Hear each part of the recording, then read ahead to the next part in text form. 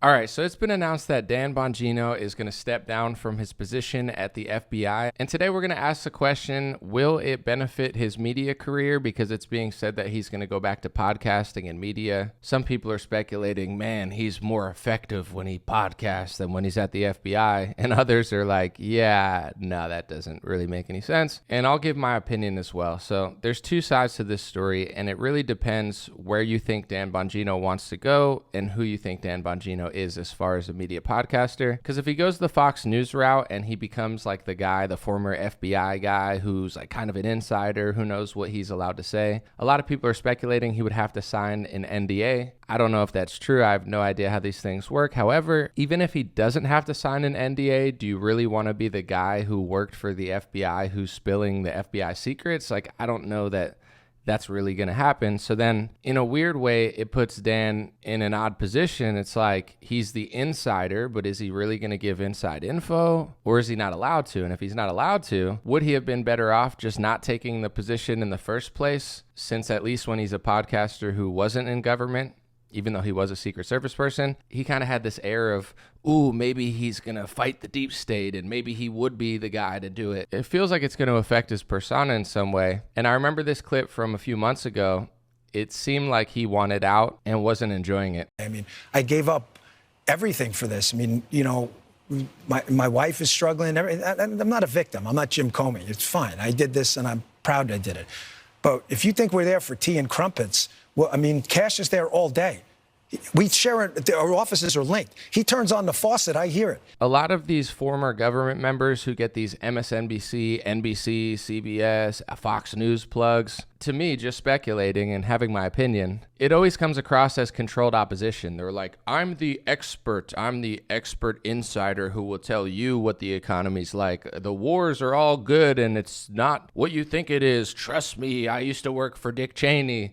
Like, that's the whole vibe of the person on television who's the former insider expert. And like I said, I don't know what it's like working in government. Like, are you really allowed to just come outside and start spilling all their secrets? Probably not.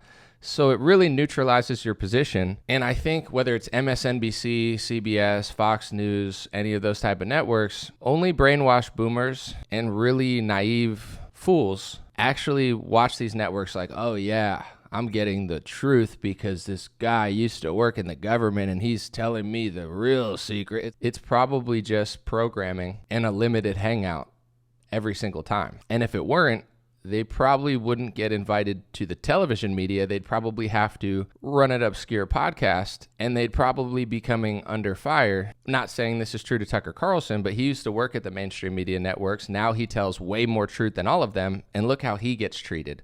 Not saying he's necessarily completely an outsider. You could have your opinion whether you trust or don't trust Tucker Carlson, but those type of people are way easier for me to listen to than the insiders on the media. The reason I say all this is if Dan Bongino wants to be the media Fox News insider, I'm sure he'll always have a career because Fox News, Newsmax, and networks like those, they seem addicted to the neocon Zionist agenda, and it seems like under Trump, the neocon Zionist agenda uses people that aren't old neocons and Zionists to convince people that the new neocons and Zionists aren't neocons and Zionists. They're basically rehabbing Marco Rubio. He's no longer the Adelson puppet that Trump said he was, even though Trump just admitted on stage he pretty much turned into that puppet and then hired Rubio for Secretary of State to run foreign policy.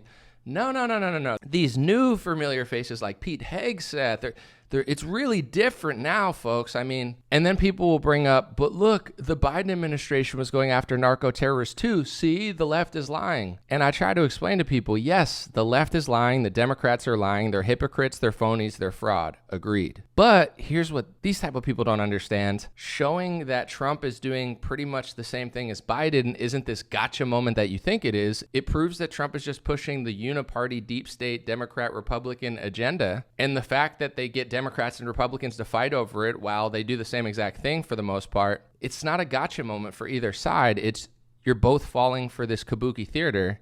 Yes, they fight. Yes, they're hypocrites. But Biden doing the same similar thing as Trump just proves that they're not that different with their foreign policy. Now, if Dan Bongino doesn't want to go the route of former insider on the television news and he kind of wants to just do his podcast thing again, I think while his position at the FBI helps him for television and mainstream media, it probably hurts his credibility, or at least hurts his persona a little bit to the people who listened to his podcast and thought, man, Dan Bongino's this outsider who's really going to take on the deep state. I have to get outside of my own head to really analyze this, because for me personally, no disrespect, I never looked at Dan Bongino as some genius outsider who was taking on the deep state. I always kind of saw him as like a traditional generic Fox News guy, like Trump fan, you know, like he does the same shtick that all the Trump coattail riders do. It's like, oh, the deep state's bad, the Democrats are bad, and the rhinos are bad, but Trump is good. It's like, well, Trump is endorsing the rhinos, and he's trying to kick all of the non-rhinos out of our party. And those type of people, they never talk about. They're like, Trump.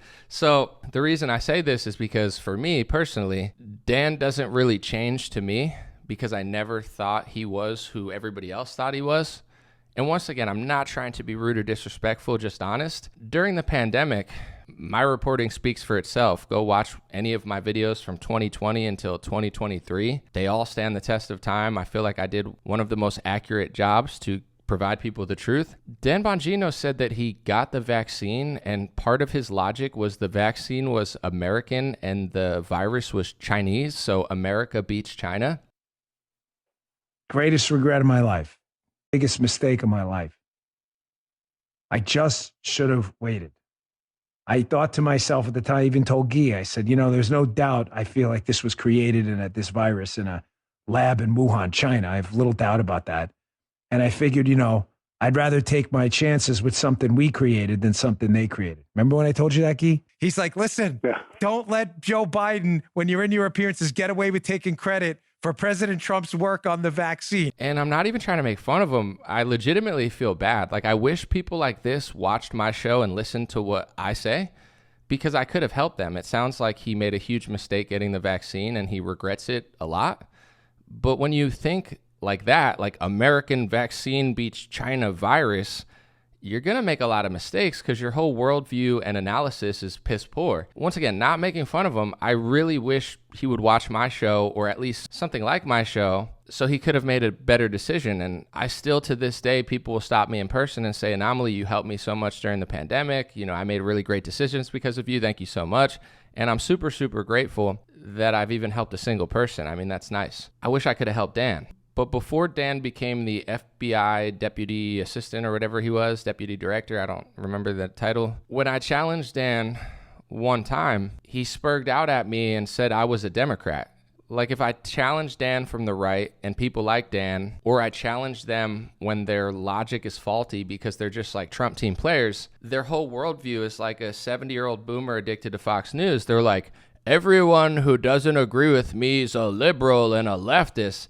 And that's how you make a decision to take a vaccine, because you think America beats China. It's like, this is like neocon propaganda brain. It's like, we got to go fight Iraq for freedom and Afghanistan for freedom, and the only way to beat up the drug boats in Venezuela. It's like, at what point do you realize they're lying?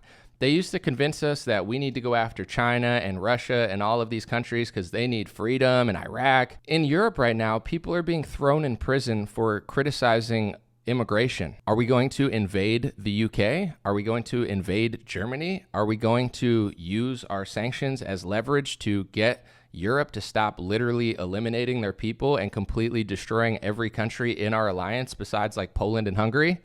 No. So logically, even if you love America, you have to understand it's not about freedom. It's not about drug boats. It's not about liberating China. Our alliance is destroying America, destroying Canada, destroying most of Europe, and they look, in my view, at China and Russia. Even though I have love and allegiance for America, of course, they look at Russia and China as two ethnically homogenous countries that are not willing to eliminate their own blood, people, culture, and lifestyle. And most of our alliance in Europe is destroying themselves, and they're not free. So logically, if we're not willing to invade them for freedom, you have to know we're being lied to by the neocons, the neoliberals, and the Zionists who run our foreign policy. But no, America beats China, so I get the vaccine to beat the Chinese virus. It's like, this is like low IQ propaganda slot boomer brain. So it's hard for me to really understand what Dan Bongino's audience even was. I know he had a huge audience, and I think his audience thought like, Dan's really smart, Dan's really insightful, he's really tough, and he's going to fight the deep state, and he's like really on our side. I've always viewed Dan, no offense, as kind of a boomer who got American vaccine to beat China virus, who just coattail rides Trump all the time, says generic 2016 slop that I don't want to listen to because it just dumbs me down. I like to watch Jeopardy in my spare time and listen to intelligent podcasts, not America beats China, George Bush propaganda slop. So if people didn't view it that way then, what's his audience going to think now? I think a lot of them will probably just still listen to him, which is fine. I don't care. I think a lot will probably say, why should I listen to you on a podcast talk about fighting the deep state when you were in government to fight the deep state and were underwhelmed by what you even did? And I wouldn't even blame Dan Bongino because I don't think it's his fault. I don't think he really even had a position where he probably had that much power. And I'm sure the swamp is super, super deep, especially when, and this is the difference between me and a lot of Republican commentators, I think Trump is a total puppet. I think he's part of it. I think he was on stage this week bragging about how the Israeli lobby is the most powerful lobby in America and how he thinks most of Congress and government should work for that lobby and how he works for that lobby. And if you notice something about almost everybody Trump hires, they all act exactly the same way. And then the one who didn't was Matt Gaetz, and he got kicked out almost immediately for Pam Bondi. I already knew what that replacement was about. So once again, I say all that to say this. What does the Dan Bongino fan who listened to his podcast then, what have they learned now? That will affect whether it will affect his career. He could go on Fox News, make a lot of money, and just be that guy, and probably most people who watch Fox News will believe whatever is said. He could go to his podcast and maybe it hurts his credibility. Maybe it doesn't. Maybe it's neutral and he goes back to saying what he used to say. Maybe he can't say what he used to say because now that he's on the inside, they don't allow him to, or he's seen too much where he's changed his opinions. Who knows? But once again, how will this affect his career? I don't know, because I was never a listener of Dan. I was never a fan. I never thought he was smart or insightful. I never thought his takes were really that good. And anytime they were really good, it seemed like he was like befuddled by what's going on, like this clip on Tim Pool. About a year and a half after that, I'm in a green room at Fox, and I'm not going to say who because they didn't give me permission to share it, but the short story, but not who they are. It says, you know, Epstein's an intelligence asset for people in the Middle East, right? I'm like, no, I didn't know that. I'm like, you sure of that?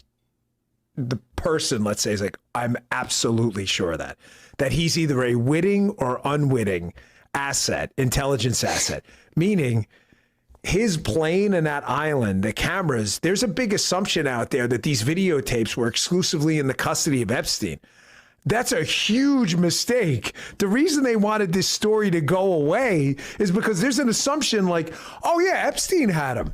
No, he wasn't the only one who had him, according to this source. I thought that was awesome that he was talking about that. And to me, it's like not that confusing. I think everybody at this point can figure out who Jeffrey Epstein worked for. These assets, that's why this blackmail story makes so much sense.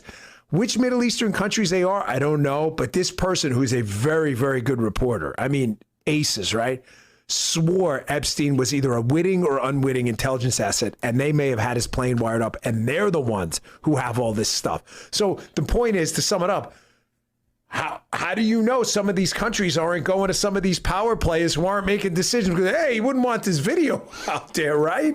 How do you know? 100%. I mean, let's get And if you don't or can't, or, you know, maybe this clip has nothing to do with it, but Alan Dershowitz said that he was introduced to Jeffrey Epstein by Lady and Lord Rothschild. So I did absolutely categorically nothing wrong. And, you know, that's what lawyers do and that's what people do.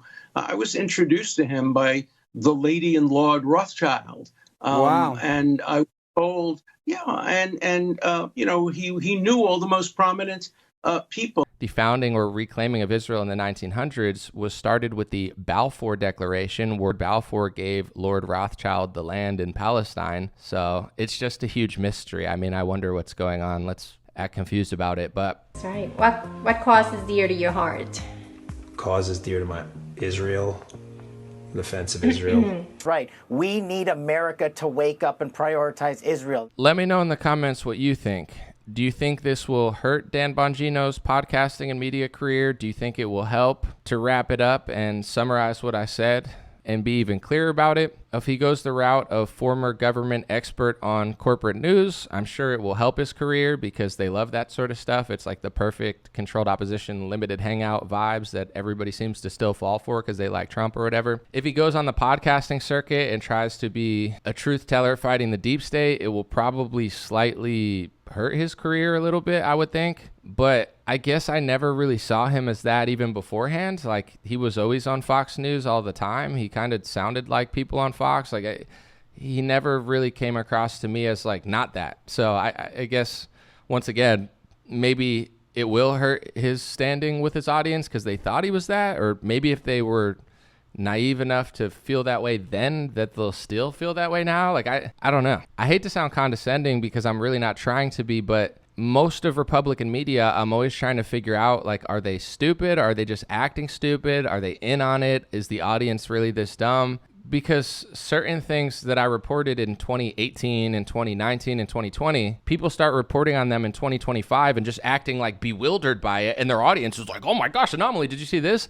I reported on it 6 years ago. Everybody ignored it. They blacklisted me, and then they elevated people who were stupider than me to say stupid things to you and brainwash you. So it's hard for me to tell if people really are shocked, or they really are thinking they're fighting the deep state, or they really think all these things, and why does the audience still believe them? I'm trying to figure it out. I think people are addicted to being fooled, and they love a good story in a show, and it could be a discernment thing.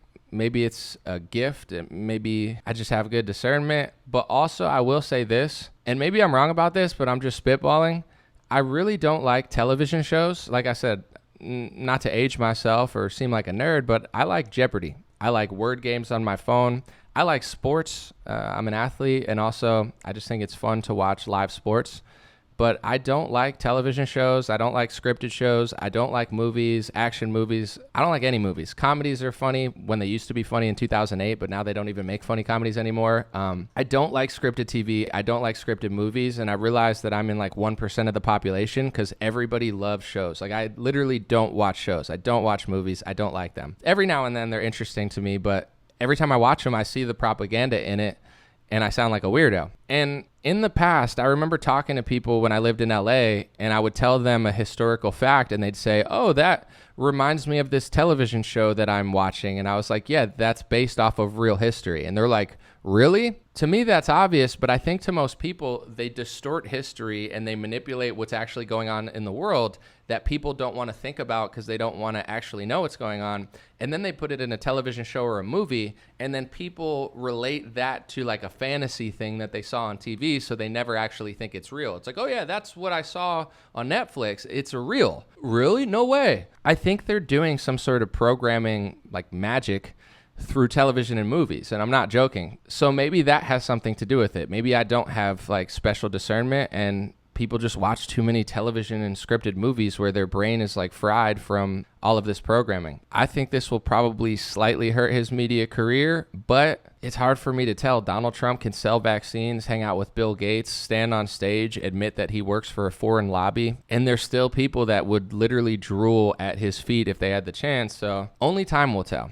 God bless Dan Bongino. I'm sure it was a very difficult position to be in. There's ways to help people, whether you're in government or out of government. I don't believe that only people who work in the government can help people. But what becomes tricky for him, and would become tricky for anybody, is once you join the FBI and the government and people are completely underwhelmed by what's going on, especially with the Epstein stuff, etc., and then you go back to podcasting, you're no longer this outsider talking about what you would do.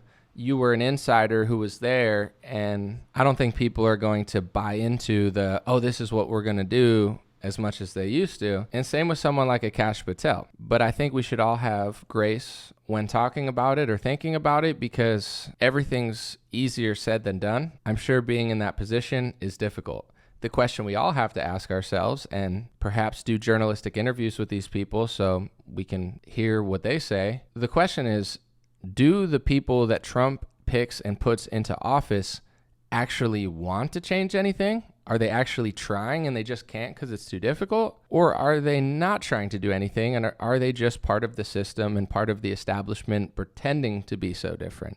That's the real question, because when I look at Trump, I don't agree with the analysis that the rhinos are blocking his agenda and he just can't do anything. I'm not even sure what his agenda is, because it seems like he goes a lot harder for Miriam Adelson and his mega donors than he does for we the people. Elon Musk gave him a lot of money and claimed that he wanted to cut the deficit and cut the debt. Once he realized that Trump wasn't actually serious about it and Trump was fine with running up the debt and destroying America, Elon Musk ran out of government and said that Trump was in the Epstein files. That's a mega donor who, I'm not saying to trust Elon Musk, but let's just say on the surface, claimed he was donating his money to save America and actually showed proof that he cared about America more than Israel. He left government realizing Trump wasn't doing anything for him or his money and said that Trump was in the Epstein files. Miriam Adelson is on stage saying she's so thrilled with what Trump is doing, she's talking to Alan Dershowitz in Israel, trying to figure out if Trump can do a third term because Trump is such a good president for them. This is the conversation that's going to move forward whether the GOP cares or not.